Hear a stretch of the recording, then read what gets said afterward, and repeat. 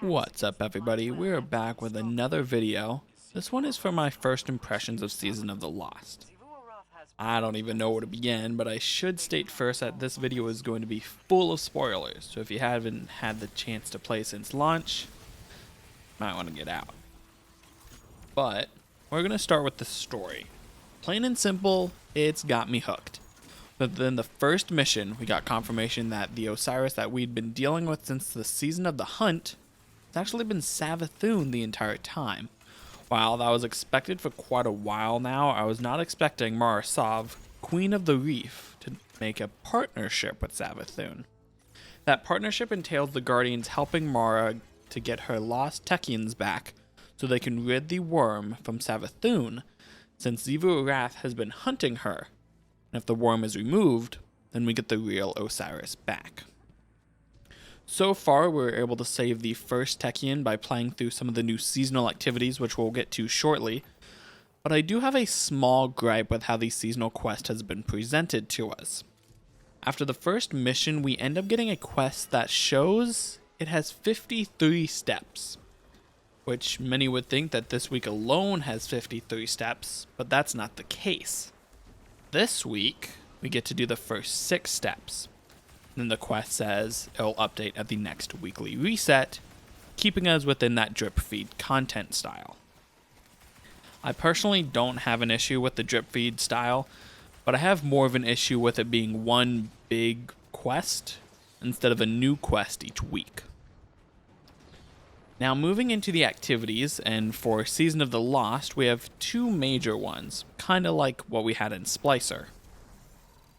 This season we have the Astral Alignment, which requires you to go into the Dreaming City with 3 different arenas. The first arena that I dealt with was very similar to those who have done the Last Wish raid, specifically the Vault Encounter. The Eye of Xivu Arath spawns throughout the arena, which we have to kill to pick up the eye and take it to any of the multiple plates to cleanse. The second arena is more flushed out of the Scorn Ether public event from the Tangled Shore, where you shoot the ether that is flying through the air before it gets to a holding container. But instead of just one place the ether can fly to, there are 3, making you have to move fairly quickly to make sure you don't miss anything. And then the third and last arena is another raid mechanic that players from Destiny 1 Rise of Iron expansion, that veteran players will know. That mechanic is of the siege engine components, but this time it's batteries that need to be dunked onto a plate. Once 2 encounters are done, players get teleported back into the blind well, where the main boss fight is. This week's boss fight has a couple of blights that spawn, and once those are destroyed, then an eye spawns. Once you pick up an eye, you can shoot the boss with it to take down his shield to deal damage. The issue is that the boss shoots out a bunch of seeker darts, which you can't shoot if you have the eye, meaning you have to rely on your teammates to deal with them instead, which the best I can say to that is good luck. Once you get the boss's shield to about a quarter left, and hopefully your eye is about at times 8, you can super and break the shield and do a massive chunk of damage. Each encounter has a healthy amount of champions and enemy density, as well as a handful of bosses that spawn throughout. The nice thing about this activity is that it forces you to split up into teams in a sense. The way I look at it, you have 3 teams. The first team is going to be the ones that do the main objective. The second team is going to be on ad clear, and the third team is going to assist ad clear, but also be the ones dedicated to deal with the champions. I love the mix of using the blind well, since it hasn't had a purpose in close to 2 years, and it's nice to get some new places as well. The same chest setup exists, where you get the main one for the encounter, and the locked one for more loot that you need the seasonal currency to unlock. The only downside to that this activity is that it seems like we're only going to have 2 different bosses on a weekly rotation, which I could see getting somewhat old fast, as it kind of already has. The other activity of this season is the Shattered Realm, and this week was in the EDZ. The main purpose of this activity is to align 3 beacons and to defend the beacons during alignment. The third alignment will be the main boss fight, which is somewhat similar to the Corrupted Strike. We get to fight against a Techian who occasionally gets shielded by a couple knights. And once those knights are killed, they are saved from the taken version of themselves and go to Mara. This Shadowed Realm is full of secrets, it seems, and we'll have 2 other areas that we get to explore. The only issues I have with this is, again, that weekly lockout / drip feed. Players have to wait to get certain Techians to get certain powers to unlock those secrets. It seems like Bungie has focused their energy on this activity to make it as interesting and deep as possible compared to the Astral alignments. Personally, I see myself repeating the Astral alignments more than the Shadowed Realm due to how the activities actually play out.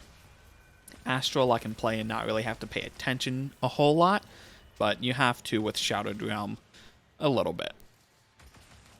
We also got the first step to the main exotic weapon quest for this season, where we'll get to earn Aegir's Scepter, the trace rifle. The quest is set up more like a treasure hunt more than anything, where we have to find anchors that were hidden by Uldren before he became Crow. And guess what? You'll never get this. But this is also on a weekly lockout, which it seems like it'll be a 5-week quest. I understand the story of the quest to be on a lockout, but as a player, when literally everything is on a weekly lockout for a season, it's kind of annoying. Yes, the season is supposed to be 6 months long compared to 3, but all this stuff is going to be done around week 8 of the season, like normal. The quality of life stuff that we've seen so far is very welcoming and a pleasant experience overall. The main one would have to be the Vanguard reputation, so there are pretty much no more tokens, and I'm so happy that tokens are pretty much extinct. Still waiting on Iron Banner. The buff to Vex Mytho class is extremely fun, and most likely going to be the gun to have for at least this season. The one thing that looks like it got more of a quality of death change is the ritual weapon. Previously, players did a quest on whichever playlist they would want to earn the weapon. But this season, it's in the reputation track. So it's just play the mode, and you'll get it eventually. I don't like this change at all because it pretty much feels like a free handout. You won't technically earn it at all in a sense, just the way I think about it. Also, I was informed that once you get it in one track, it doesn't help to progress the ornaments. So if you want the Crucible ornament, you'll have to earn the rocket launcher in the Crucible reputation track, and then you'll get the quest for that. So you have to grind out the weapon 3 times, and then grind out the ornament 3 times, which does not seem like a very good idea overall.